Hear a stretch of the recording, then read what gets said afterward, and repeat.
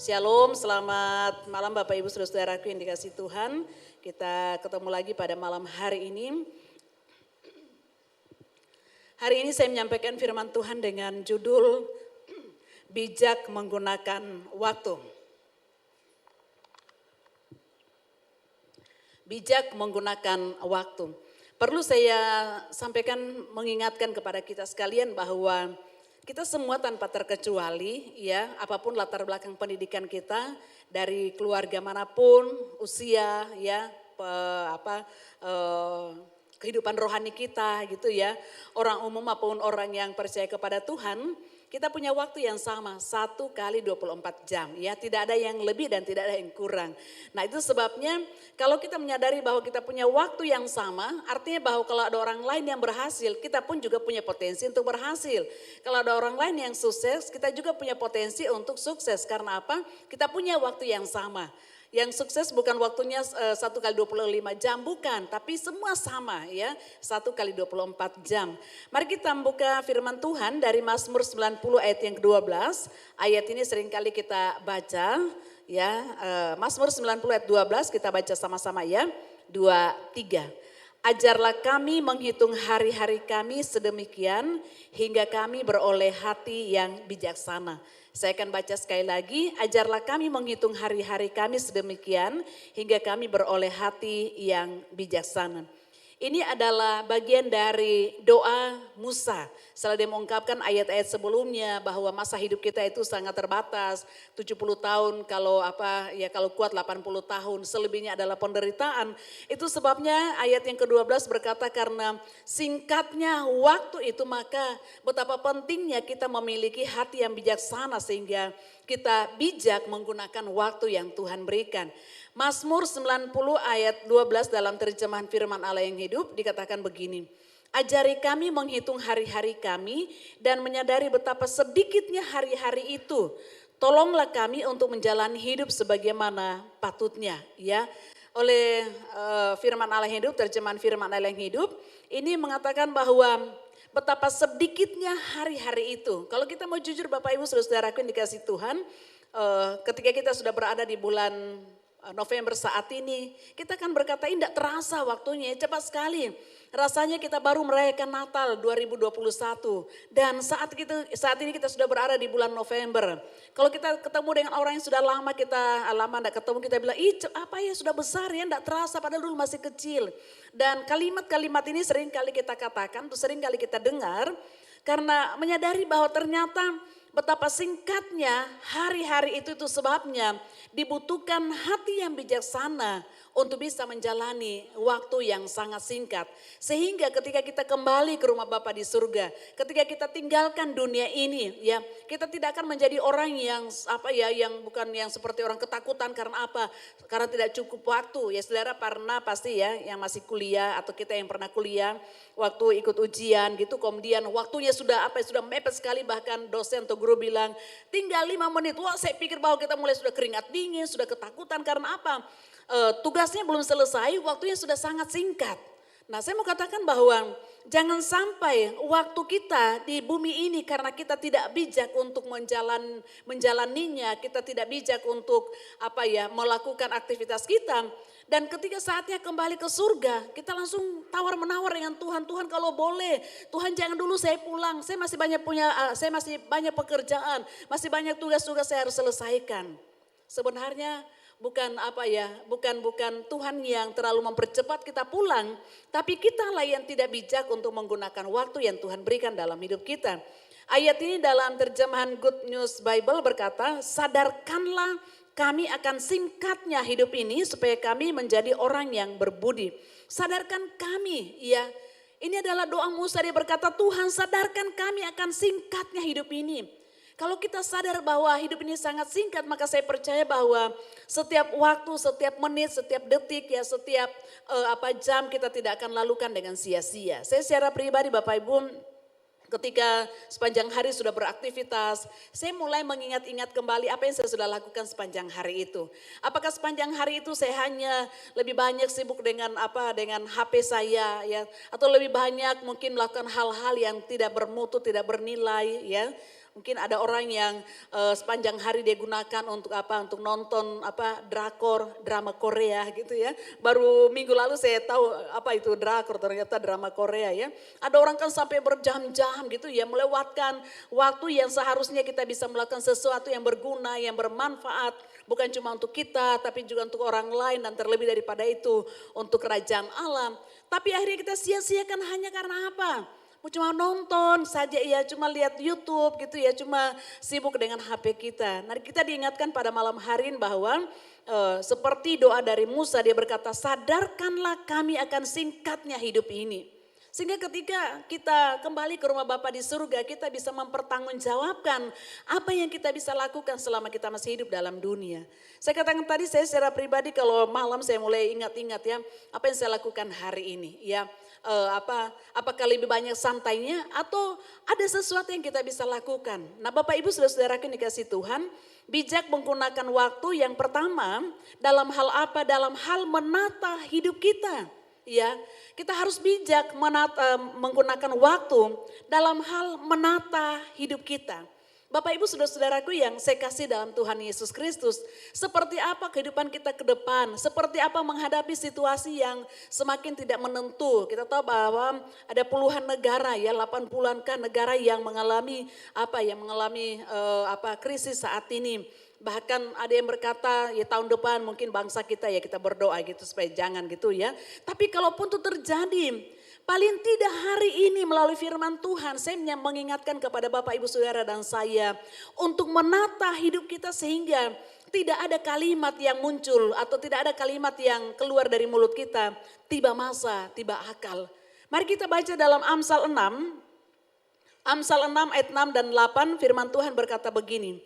Hai pemalas, pergilah kepada semut, perhatikanlah lakunya dan jadilah bijak. Ayat yang ke-8, ia menyediakan rotinya di musim panas dan mengumpulkan makanannya pada waktu panen.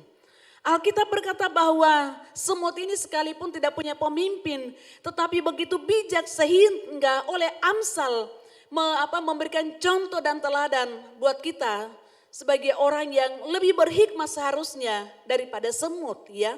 Yaitu apa? Dia menyediakan, semut-semut ini menyediakan rotinya di musim panas dan mengumpulkan makanannya pada waktu panen. Sehingga tidak ada semut yang mati karena kelaparan. Ya. Tidak ada semut yang mati karena kelaparan karena semut ini menyediakan makanannya. Sehingga di musim dingin, ya, di musim hujan semut tidak akan kekurangan makanan. Tapi dia sudah punya stok yang begitu banyak. Dalam Amsal 30 ayat 24 sampai 25 dikatakan begini, ada 4 binatang yang terkecil di bumi tetapi yang sangat cekatan. Kata cekatan ini dalam terjemahan firman Allah yang hidup dikatakan luar biasa bijaksananya. King James Version berkata sangat bijaksana. Hanya satu yang saya dari 4 binatang ini ya, yaitu semut, bangsa yang tidak kuat tetapi yang menyediakan makanannya di musim panas. Lihatlah bahwa semut ini oleh Amsal dikatakan binatang yang sangat cekatan, yang luar biasa bijaksananya, yang sangat bijaksana. Karena apa? Dia menyediakan makanannya di musim panas. Walaupun dia adalah binatang yang sangat lemah ya, dikatakan binatang yang terkecil di bumi, tetapi bijaksana. Bapak Ibu saudara-saudaraku yang dikasihi oleh Tuhan, mari belajar untuk menggunakan waktu yang ada ya. Kita bisa menata hidup kita, keluarga kita, masa depan kita. Kalian anak-anak muda khususnya para mahasiswa, jangan sampai menjadi mahasiswa MA gitu ya, mahasiswa abadi gitu ya. Ya, kalau saya tidak salah sekarang ada ketentuan hanya berapa ini, kalau tidak bisa keluar gitu ya, drop out gitu ya. Saya mengatakan bahwa anak-anak muda kalian ya, jangan pikir bahwa orang tua saya masih ada, orang tua saya masih punya gaji, jadi kita kalian santai-santai. Waktu itu terus berjalan, nanti kalian pas sampai di umur sekian baru menyesal, coba dulu ya, saya cepat-cepat selesaikan kuliah saya cepat-cepat kerja ya, saya cepat-cepat ini dan lain sebagainya. Sesal kemudian kata pepatah tidak ada gunanya. Itu sebabnya mari gunakan setiap waktu dan kesempatan yang ada untuk menata hidup kita. Jangan sampai uang kuliah yang orang tua sudah kasih, sudah untuk biaya, mungkin untuk skripsi dan untuk menyelesaikan tugas-tugas yang lain. Tapi karena santai dan menganggap nanti, akhirnya apa? Kuliah kalian terbengkelai, skripsinya akhirnya yang seharusnya sudah ada dananya dialokasikan ke yang lain untuk dipakai yang lain. Akhirnya apa ya, mulai kebingungan untuk cari apa, cari pinjaman dan lain sebagainya. Saudara-saudaraku yang saya kasih dalam Tuhan, kalau kita punya perencanaan dalam hidup kita ya, contoh atau apa yang dikatakan oleh Amsal, semut. Dia mempersiapkan dengan sedini mungkin, dengan sebaik mungkin. Sehingga ketika musim dingin tiba, semut tidak akan kekurangan makanan dan tidak akan kelaparan. Bapak Ibu saudara-saudaraku yang dikasih Tuhan, yang pertama, bijak menggunakan waktu dengan menata hidup kita sedemikian rupa. Karena kita tahu satu saat yang pasti, ya kita pasti akan tua, kita pasti akan tidak bisa melakukan sesuatu lagi karena keterbatasan waktu yang kita miliki. Yang kedua, yaitu melakukan kebajikan. Efesus melakukan kebajikan. Efesus pasal 5 ayat yang ke-16 dalam terjemahan firman Allah yang hidup. Mungkin kalau Bapak Ibu yang seringkali mendengarkan saya khotbah, seringkali mengutip terjemahan ini ya, firman Allah yang hidup. Saya suka sekali menggunakan terjemahan-terjemahan ini karena agak dekat dengan bahasa aslinya ya. Jadi saya suka menggunakan ayat ini. Terjemahan firman Allah yang hidup berkata, jangan berlaku bodoh, tetapi jadilah bijaksana. Pakailah setiap kesempatan yang ada untuk melakukan kebajikan. Ya, Rasul Paulus mengatakan kepada jemaat di Efesus, dia katakan begini, pakailah setiap kesempatan yang ada untuk melakukan kebajikan. Sebab pada satu saat nanti ada waktunya kita ingin melakukan sesuatu buat orang lain, tapi sudah terlambat. Berapa banyak anak-anak yang menyesal karena apa? Mereka tidak melakukan sesuatu kepada orang tua mereka sudah keburu meninggal. Berapa banyak anak-anak yang menangis sejadi-jadinya waktu orang tuanya meninggal. Sebenarnya bukan karena apa? Karena dia belum melakukan sesuatu. Biasanya dia menangis, papa atau mama, saya belum bisa balas mama papa punya jasa gitu ya. Mama papa punya kebaikan. Karena apa? Karena tidak menggunakan setiap kesempatan untuk melakukan kebajikan. Kebajikan di sini kan bukan hanya semata-mata secara finansial, bukan nanti tunggu kalian kerja dulu baru bisa melakukan kebajikan buat orang tua. Bukan nanti kita punya uang ya baru kita melakukan kebajikan, tapi kita bisa membantu orang tua, menolong mereka untuk bekerja dan lain sebagainya. Nah, Bapak Ibu saudara-saudaraku yang dikasihi Tuhan, jangan sampai kita menjadi orang yang menyesal karena kita tidak bisa melakukan sesuatu buat orang lain. Ketika orang itu sudah meninggal baru kita bilang, ya padahal saya rencana, saya rencana mau bantu dia. Mungkin kalau ada tetangga kita yang mungkin sakit gitu ya, kemudian meninggal, kita bilang, padahal saya sudah rencana, saya sudah mau alokasikan, nanti pas gajian baru saya membantu, sudah terlambat, tidak ada lagi kesempatan. Jangan sampai saudara ya, yang lagi viral itu kan berita ada satu keluarga di mana suami istri yang sudah lanjut gitu ya, kemudian ada anaknya dan juga ada pamannya satu ya, yang meninggal. Dan itu sudah berapa waktu yang lalu ternyata, dan menurut berita yang saya baca ya sampai hari ini beritanya adalah mereka tidak makan dalam waktu yang cukup lama. Jangan sampai karena kita tidak mau atau kita tidak peduli dengan tetangga-tetangga kita, dengan teman-teman kita untuk melakukan kebajikan. Jangan sampai ada orang di sekitar kita yang mengalami seperti yang terjadi di Jakarta. Saudara-saudaraku dikasih Tuhan, khususnya kalian yang tinggal di kos-kosan gitu ya. Yang kalian punya teman, cobalah tuh sesekali, bukan soal bahwa harus makan yang rame-rame, makan yang wah, enggak ya. Berbagi nasi, berbagi sayur, jangan sampai tunggu sayurnya sudah rusak. Ya, makanan-makanan mungkin kita dikirimin orang tua sudah rusak baru kita bagi ke orang lain. Belajarlah ya untuk berbagi ya, untuk berbagi kebajikan, melakukan kebajikan kepada orang lain. Jangan kita terpusat hanya kepada diri kita, semuanya saya, padahal orang di sekitar kita, mungkin itu serumah kita, orang tua kita, mungkin mama kita, papa kita, atau suami, atau istri, atau anak-anak dalam keadaan kekurangan atau menderita. Dan kita tidak punya kepedulian, mari belajar untuk melakukan kebajikan. Sebab pada saatnya nanti, saudara dan saya akan melakukan tapi sudah terlambat. Pada 2 minggu yang lalu dalam doa malam, Pendeta Saran Siombing mengatakan bahwa ingatlah bahwa berkat yang Tuhan percayakan kepada kita semua untuk kita kelola. Di sana juga ada berkat untuk orang lain, ada bagian untuk orang lain. Jangan kita jangan kita semuanya saya. Pedulilah dengan orang-orang di sekitar kita. Kita sering kali kalau umpamanya mau bantu, jauh di sana, wah kita kayak semangat sekali. Kita lupa bahwa mungkin ada teman kos kita yang lambat kiriman dari orang tua atau mungkin orang tuanya karena paceklik di kampung, di kebunnya sehingga dia tidak makan. Pedulilah dengan mereka ya. Teman-teman kalian di tempat pekerjaan, mari peduli dengan mereka. Karena untuk itu Tuhan panggil kita untuk menjadi berkat buat mereka. Bapak Ibu saudara-saudaraku yang dikasihi oleh Tuhan Yesus Kristus. Yang kedua, mari melakukan kebajikan. Selama masih ada waktu dan kesempatan, lakukan kebajikan ya. Jangan sampai kita terlambat. Setiap kebajikan yang kita lakukan itu tidak akan pernah menjadi sia-sia. Dan saya mau katakan begini bahwa melakukan kebajikan sekali lagi tidak selamanya dalam bentuk finansial ya, tapi dengan perhatian kita ya, kita sapa atau mungkin dia lagi keadaan susah ya. Saya berapa kali dihubungi dan ada mahasiswa yang membawa teman mereka gitu ya, bilang ibu mohon dukung dalam doa, boleh mau konseling ada teman saya.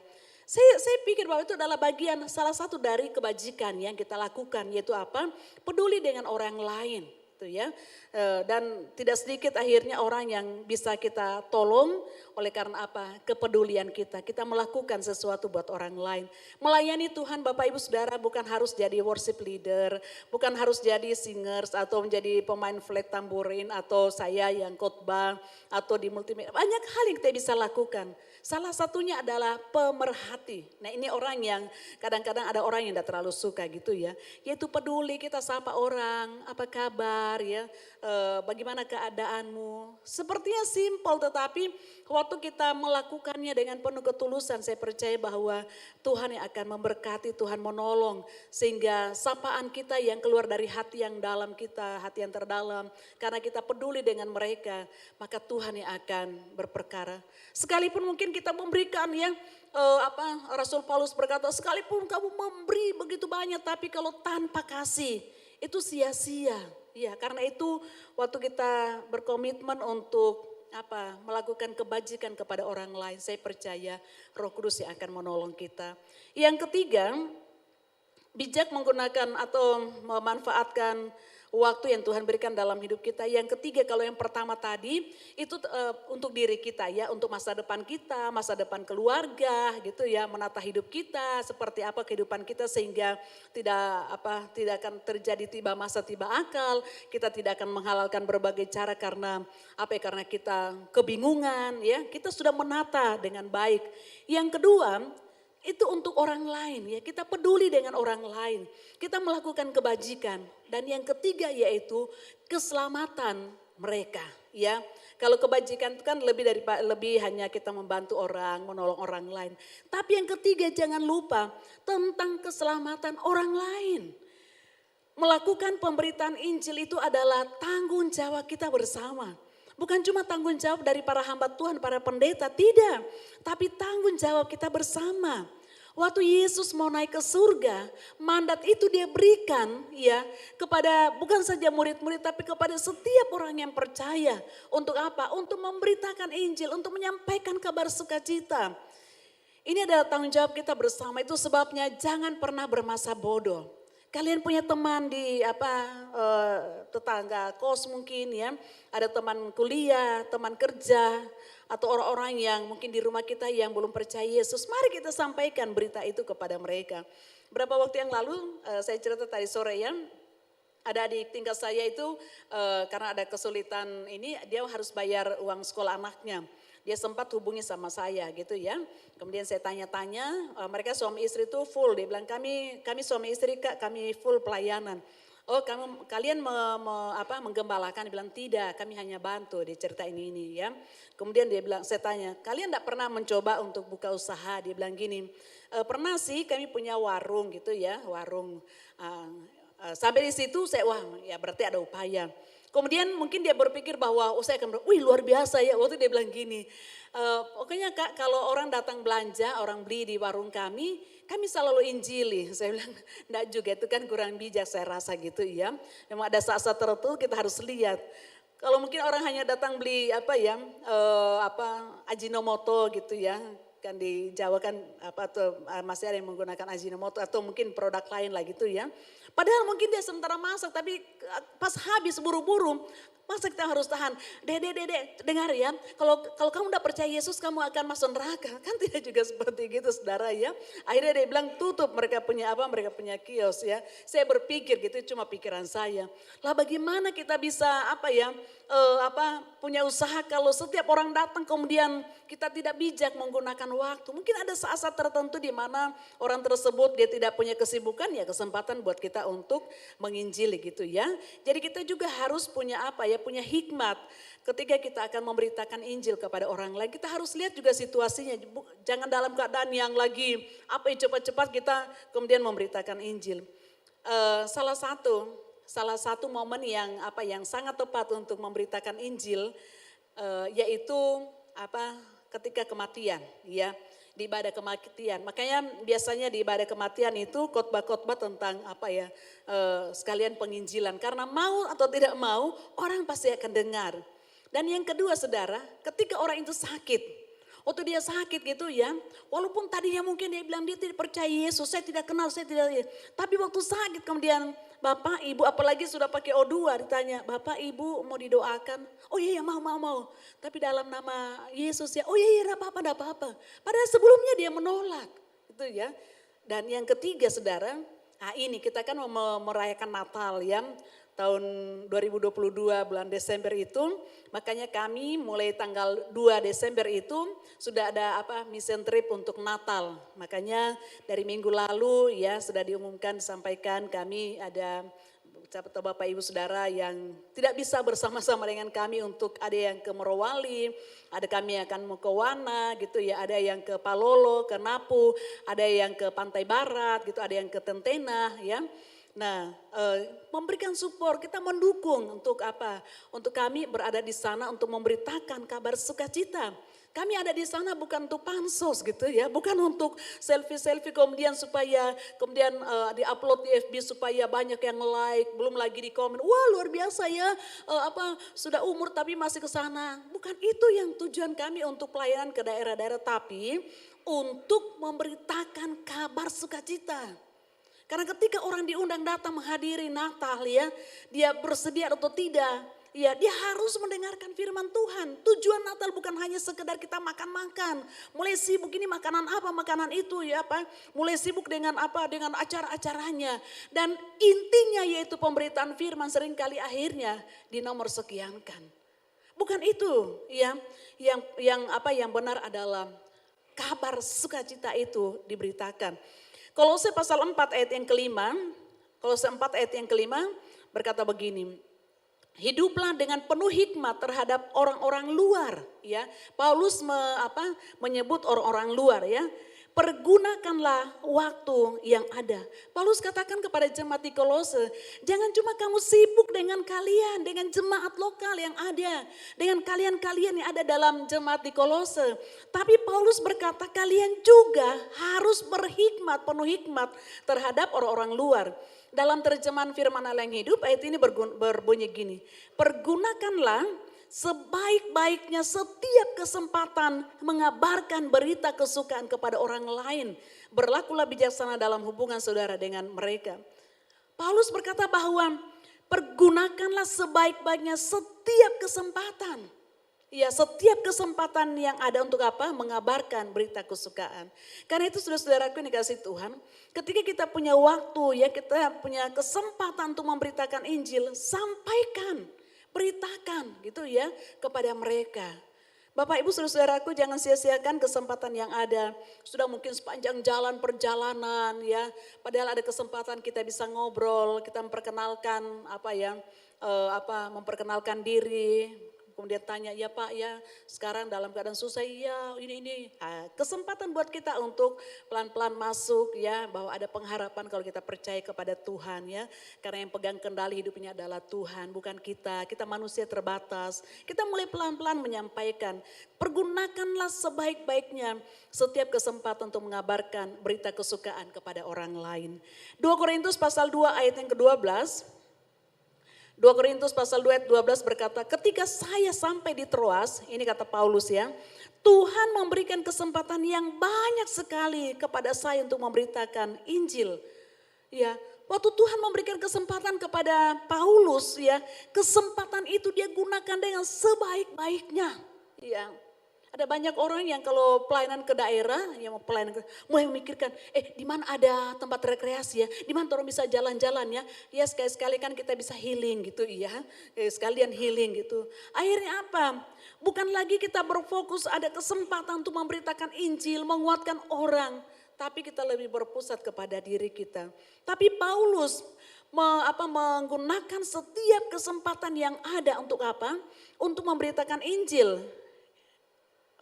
Dalam 2 Korintus pasal 4 ayat yang ke-11 dikatakan begini, kami terus menerus menghadapi bahaya maut sebab kami melayani Tuhan. Tetapi ini yang menarik saudara ya. Paulus bilang bahwa kami terus menerus menghadapi bahaya maut karena mereka melayani Tuhan. Ada kata tetapi hal ini pula lah yang senantiasa memberi kesempatan kepada kami untuk menyatakan kuasa Yesus Kristus di dalam tubuh kami yang fana ini. Ya, kesulitan, penderitaan, bahkan juga aniaya menjadi kesempatan bagi Rasul Paulus untuk memberitakan tentang Yesus. Saudara tahu bahwa Rasul Paulus waktu di penjara bukan menjadikan dia menjadi meratapi nasibnya, meratapi dirinya, menangis, bukan. Walaupun dia dijaga, ada prajurit kiri kanan yang menjaga dia. Itu adalah kesempatan bagi dia untuk memberitakan tentang Yesus sehingga ada banyak orang yang bertobat, prajurit-prajurit di istana yang menjadi percaya kepada Tuhan. Oleh karena apa? Paulus tidak menyia-nyiakan kesempatan yang ada untuk menceritakan tentang Yesus. Bapak Ibu saudara-saudaraku yang saya kasihi dalam Tuhan Yesus Kristus. Itu sebabnya Paulus berkata di dalam Kolose 4 ayat yang ke-3a, Kolose 4 ayat 3a, dikatakan jangan lupa mendoakan kami supaya Allah memberi kami banyak kesempatan mengabarkan berita kesukaan mengenai Kristus. Saya berharap bahwa jemaat Tuhan yang ada pada malam hari ini, supaya kalian mendoakan kami hamba-hamba Tuhan ya, yang melayani bukan saja di gereja tapi di gereja dimanapun hamba-hamba Tuhan, supaya Tuhan memberikan keberanian, Tuhan memberikan kami banyak kesempatan untuk mengabarkan berita kesukaan mengenai Kristus. Kita tidak menghabiskan waktu kita dengan hal-hal yang sia-sia. Dan juga Paulus berkata dalam Kolose 4 ayat yang keempat, doakan supaya saya berani mengabarkan berita itu secara terbuka dan lengkap dan menerangkannya sebagaimana mestinya. Saudara, sekali lagi, jemaat Tuhan, ketika ada ibadah-ibadah, doakanlah kami, doakan para hamba Tuhan. Saya dengan keluarga, kami suami istri ya, kalau ada ibadah-ibadah, kami selalu berdoa, Tuhan berdoa untuk perlu karena saya tahu apa ya yang melayani gitu ya. Ada doa malam, doa puasa ya, kecuali kalau di komisi-komisi kalau saya tahu saya sebut namanya di ibadah raya. Saya menyebut supaya Tuhan mengurapi, Tuhan berikan pengurapan supaya dapat menyampaikan firman Tuhan dengan jelas, dengan benar sebagaimana mestinya. Doakan supaya hamba-hamba Tuhan tidak hanya hanya asal ngutip ayat kemudian serang sana serang sini, tidak gitu ya. Tapi doakan supaya kami hamba-hamba Tuhan menyampaikan firman Tuhan sebagaimana mestinya, ya, menerangkannya sebagaimana mestinya. Bapak Ibu saudara-saudaraku yang dikasihi oleh Tuhan Yesus Kristus, saya mau katakan begini bahwa surga menjadi heboh gitu ya, menjadi gempar gitu. Bukan karena persembahan kita, besarnya persembahan atau mungkin kita memberikan bantuan-bantuan walaupun itu penting perlu. Tapi bukan itu yang bikin surga heboh atau gempar. Tapi Alkitab berkata dalam Lukas 15 ayat yang ke-10. Aku berkata kepadamu, demikian juga akan ada sukacita pada malaikat-malaikat Allah Dalam terjemahan yang lain dikatakan kalangan malaikat. Karena satu orang berdosa bertobat. Bayangkanlah bahwa ketika ada satu orang, satu saja yang bertobat gitu ya. Maka surga menjadi gempar, ada sukacita di kalangan malaikat. Karena ada satu orang bertobat. Nah apalagi kalau jemaat Tuhan yang ada kita punya beban yang sama. Menggunakan waktu yang Tuhan berikan kepada kita untuk mengabarkan kabar sukacita. Menyampaikan kabar sukacita kepada orang lain. Maka bisa membayangkan setiap menit, setiap detik surga bersukacita. Setiap menit surga akan bertempis suara karena apa? Ada orang yang bertobat, percaya kepada Tuhan Yesus. Bapak Ibu saudara-saudaraku yang dikasihi oleh Tuhan Yesus Kristus. Ingatlah bahwa Natal ya, kelahiran Tuhan Yesus. Dan pada saat Tuhan Yesus lahir maka makhluk surgawilah yang paling sibuk untuk memberitakan, untuk menyampaikan bahwa Mesias akan lahir. Oleh karena apa? Karena tugas pemberitaan firman Tuhan, ya, tugas keselamatan menyampaikan kabar sukacita kepada dunia itu bukan malaikat, yang walaupun mereka adalah makhluk surgawi yang kudus. Apa susahnya sih kalau malaikat datang? Saya kira bahwa sekeras-keras hatinya seseorang, ketika malaikat datang langsung dia bertobat. Saya percaya gitu ya, saya percaya. Dia langsung bilang, iya malaikat saya bertobat. Gitu ya.